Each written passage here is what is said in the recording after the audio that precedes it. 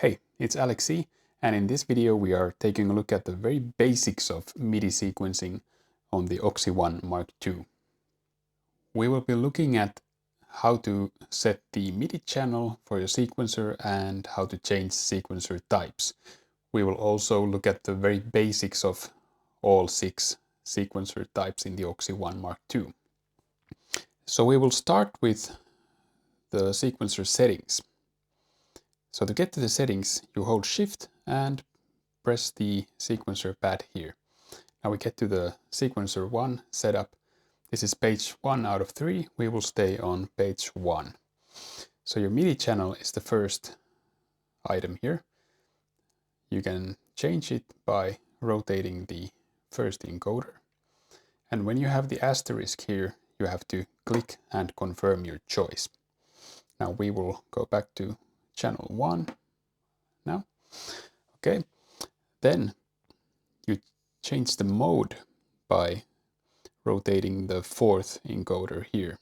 So you just start rotating and you get the next option here. So we have all 6 sequencer types here. So mono, poly, chord, multitrack, stochastic, and matricial. Now to change the sequencer, you highlight the one you want and click the encoder and it changes. Now we will go back to the mono sequencer. Now when you're in this menu, you can change the settings for all sequencers by just tapping the sequencer pad here. You don't need to hold Shift. You can. It doesn't matter. We will start with the mono mode. So this is a monophonic sequencer, so you get 1 trigger per step. The way I like to visualize this is that the vertical column is the scale degrees, and this is time. So this is your steps. So right now I have the chromatic scale active, so everything is quantized to a chromatic scale. So when I set triggers here by simply pressing the pad, you get these triggers. Press play. We get a beautiful chromatic sequence. Now I want to change my scale to a minor. Minor is a diatonic scale, so you have 7 notes. You have 8 pads here, or 8 rows. So basically you have your scale degrees here. You have a full octave here. So 1st, 2nd, 3rd, 4th, 5th, 6th, 7th, and the octave here. And now when I press play, the sequence is quantized to the minor scale. And that's how you sequence on the monophonic sequencer. Okay, let's move on to the polyphonic sequencer. We go into sequencer settings, change mode to polyphonic. Okay, as you can see, nothing changed here. All our steps or triggers carried over, because monophonic sequences can be transferred to the polyphonic sequencer, but the opposite is not possible, because the monophonic sequencer doesn't understand polyphonic information. So now we can either play the same sequence here, or we can start adding triggers here. So we can basically skip every other step to get chords.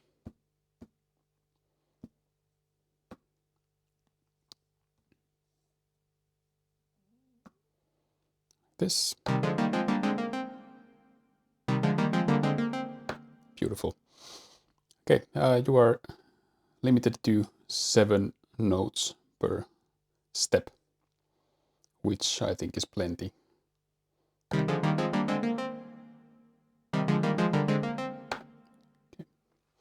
And that's how you sequence on the polyphonic mode. And now we will move on to the chord mode. Now as you can see, we lost all our triggers. These are not compatible. So this is a completely different sequencer type. It's still a step sequencer, but it's quite different functionally from the others. So I will change the scale to minor again, And now we will set a trigger here. You can see it says C2 minor. So that's our chord. These are basically diatonic chords quantized to scale. So we can set 5th here, 4th. So it's very easy to make nice sounding chord progressions here.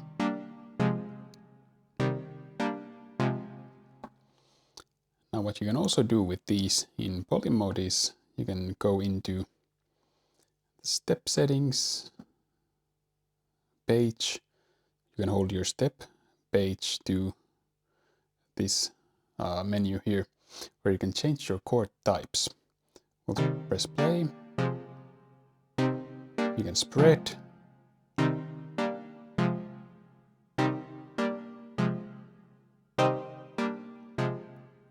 Set spread to 0. You can change the chord type.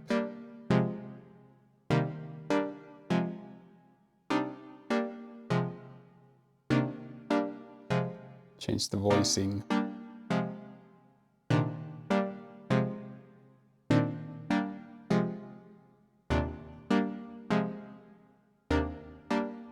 And do the same for these other chords.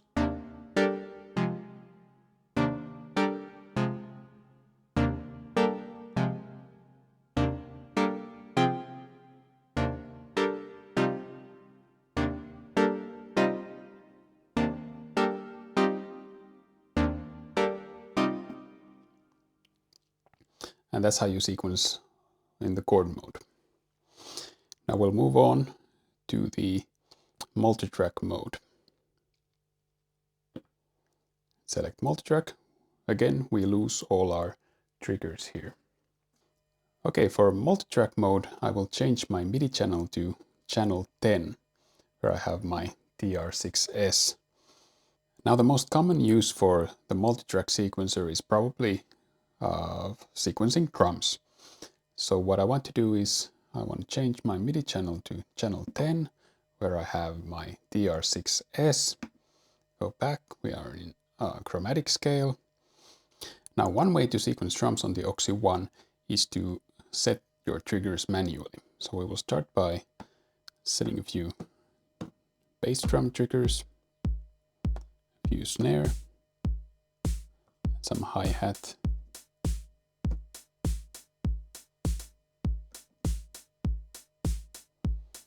some open hat here. There's a nice wood block type sound here. And we have an amazing drum pattern. Now you can mute the individual drum tracks by holding mute, and you see when I hold mute, you see these blue pads appear here. I just go like this. Let go of mute and mute this one and mute the hi-hat. Sorry, mute the hi-hat, mute the snare and mute the bass drum. And to bring them back, you just tap the pads again. Now another way to sequence drums on the Oxi is to use the Euclidean generator. I have my bass drum track selected here, and I press Gen to get to the generator, and we'll just add some pulses. Let's make it 4. We'll select our snare track, add 2 pulses.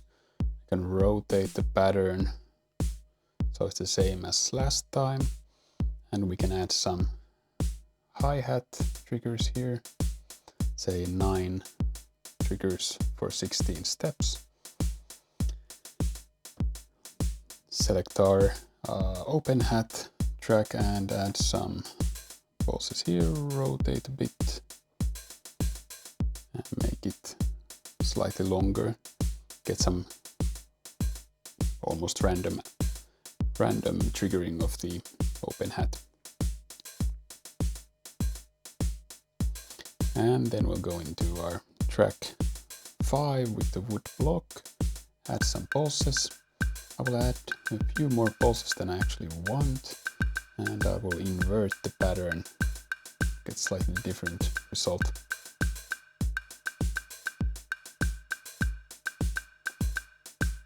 Okay, and we'll select our last track here and add some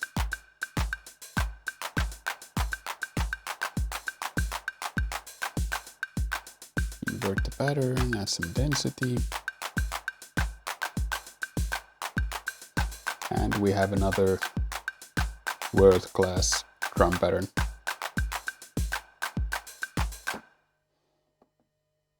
Clear everything and go back to the bass track. Now, the third way to sequence drums on the Oxi is to use the drum pattern generator. Now to do that, I will hold the random button and you see these three blue pads appear here. We'll tap them. That's pattern kick, pattern snare, pattern hat.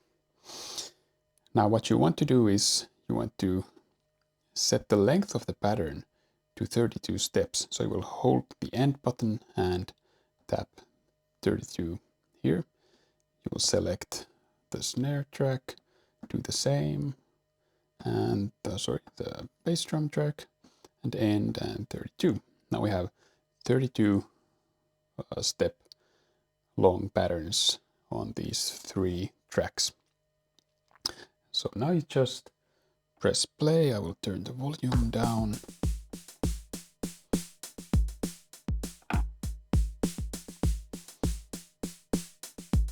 And this will it will generate a drum pattern. This is based on Mutable Instruments Grids, which is a Eurorack module that does the same thing. It generates these rhythmic patterns. Now to change the settings here, you want to tap and hold the sequencer button and then press one of these blue pads here.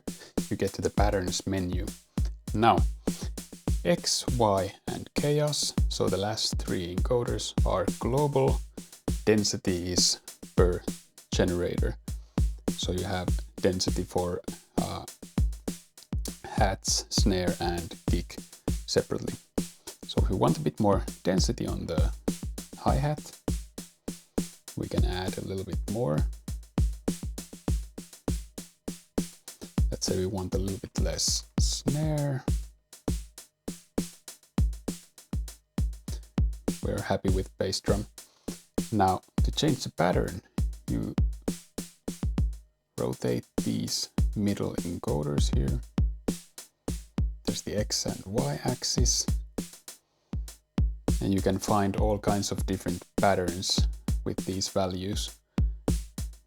You can combine them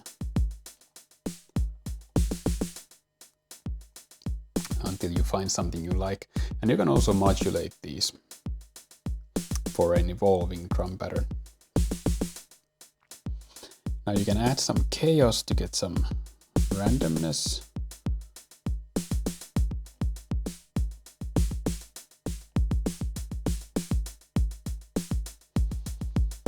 And while you're using the drum pattern generator, you can still use your Euclidean generator, for example, on the other tracks.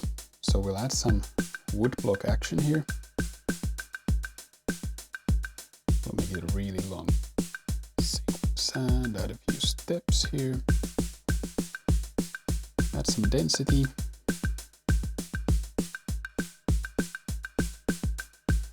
And you have another world-class drum pattern going. Easy as that. Okay, that's it for the step sequencer types. So next we have the two generative sequencer types in the Oxi One.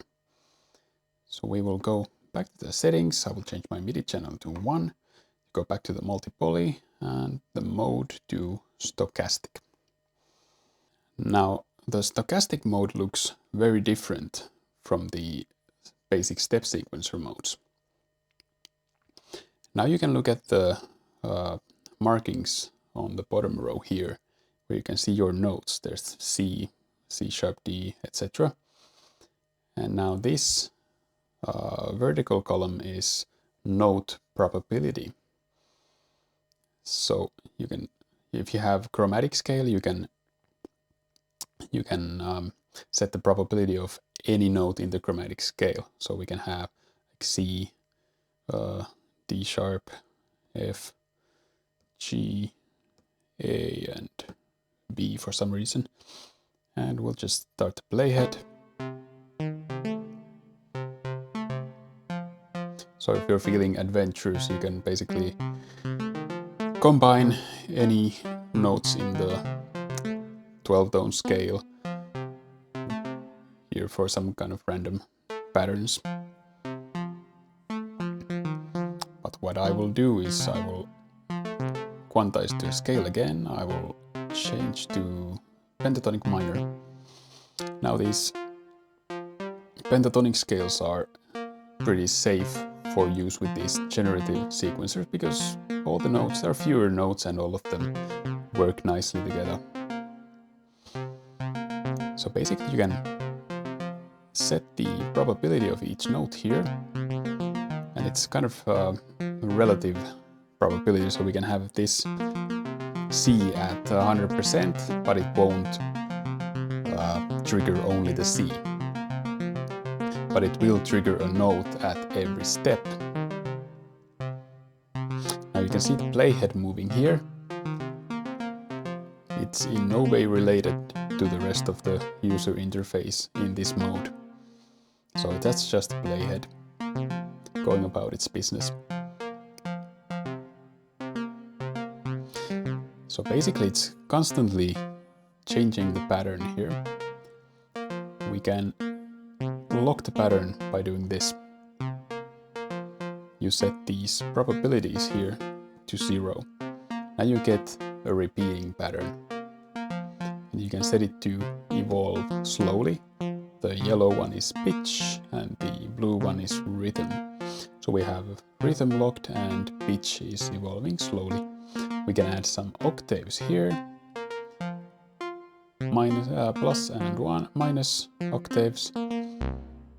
And you can have longer gates and shorter gates. And then we have to change the pattern, or the rhythmic pattern. And if I lock this, it will continue this as long as you have them locked.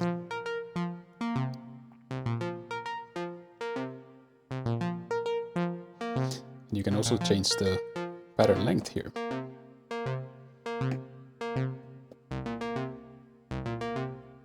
For some interesting results here.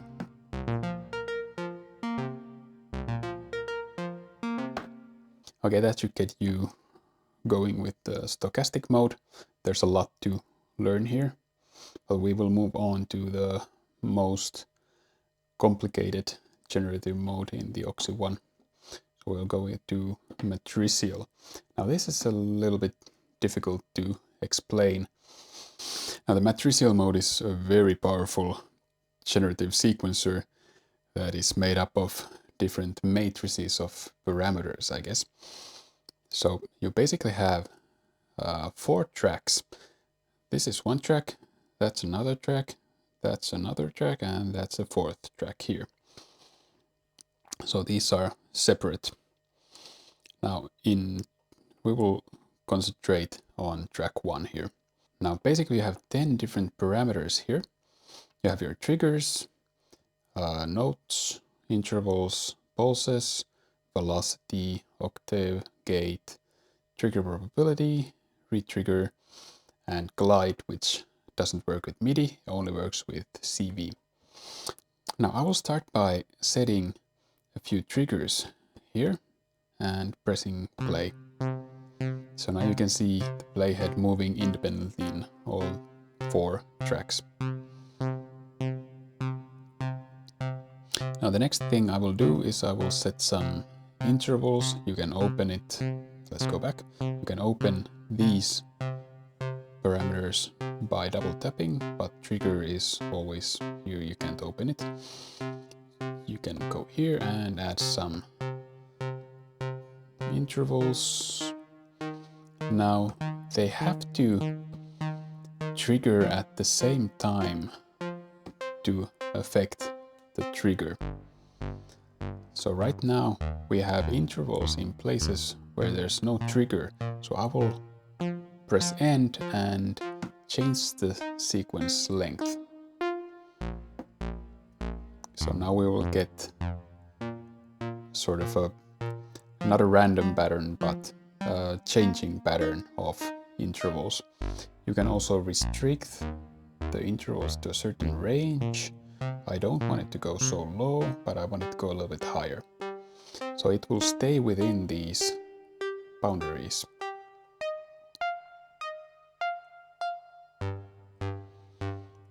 And next we will add some octave.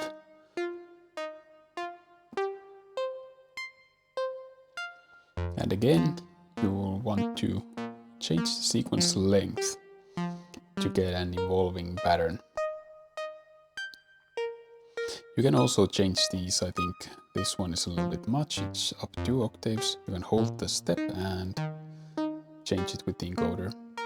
We can go like this. You can also randomize it. Let's do that now. Basically random here. Hold. Randomize. Or you can actually, yeah, you have to be here. We can set random to 100% and randomize the whole thing.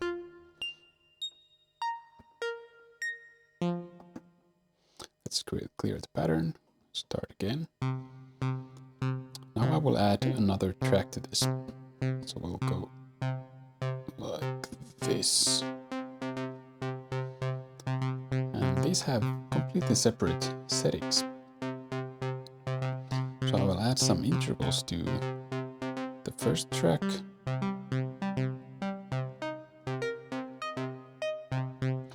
And change the pattern length a little bit. And we will add some intervals to the second track. And change the pattern length. Add some octave randomization to the second one. A few higher octaves here and there. You can also set the end here, set it there. And I want some re-triggers in track 1. And set the end point again.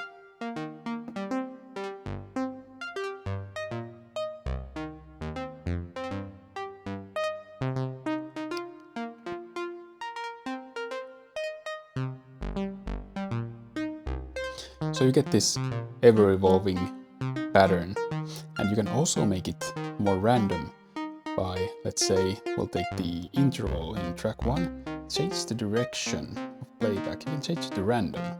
We'll change this track 2 to go forward and then backward. You can also change the playback direction of the triggers. We'll choose drunk for track 2. So you can get these endless variations on the same patterns, basically. So this is a really powerful tool. You still have 2 tracks unused here, and you can trigger different MIDI channels with all of them. So this is like an endless playground of generative sequencing. Very powerful. I think it's fairly easy to get musical results. You don't want to go too far into the extremes. You want to keep it a little bit simple at first, especially, and make some small adjustments, have a few triggers here and there, and see what's happening. And don't forget to change the track lengths here. So we can always go like this. So you can change it up in many ways. And there are still many parameters that we didn't even try.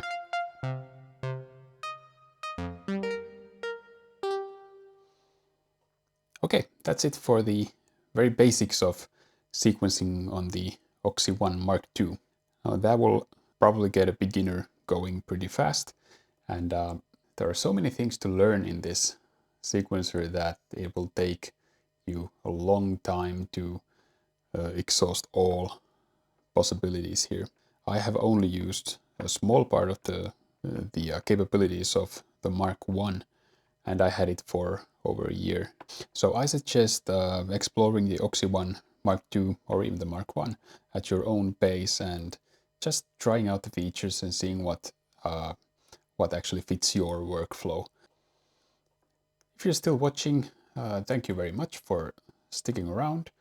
And if you liked the video, I hope you'll like and subscribe. And I will see you next time. Bye.